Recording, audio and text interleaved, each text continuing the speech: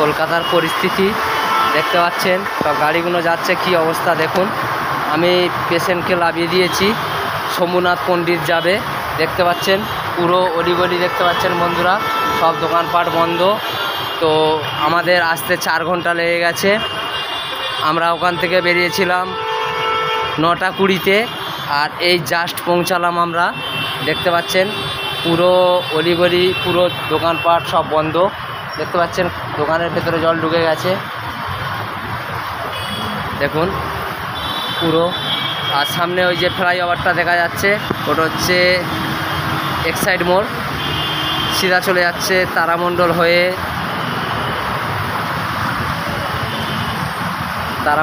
চলে যাচ্ছে আমাদের ধর্মতলা, নিউ মার্কেট। গাড়িগুলো দেখতে পাচ্ছেন ডুবে গেছে, প্রচুর গাড়ি খারাপ হয়ে গেছে কলকাতায়। আর এই দেখতে পাচ্ছেন আমি শম্ভুনাথ পণ্ডিতে আমার পেশেন্টকে পাঠিয়েছি, শম্ভুনাথ পণ্ডিত হসপিটাল। এই দেখুন পুরো রাস্তা ডুবে গেছে।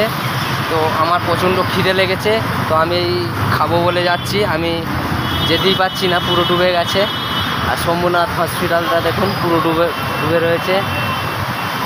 পেশেন্ট পার্টি কী করে যাবে সেই চিন্তা। দেখুন পুরো জলময় কলকাতাটা, দেখতে পাচ্ছেন বন্ধুরা, পুরো জলময়।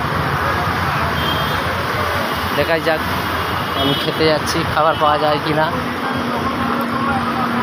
দেখুন।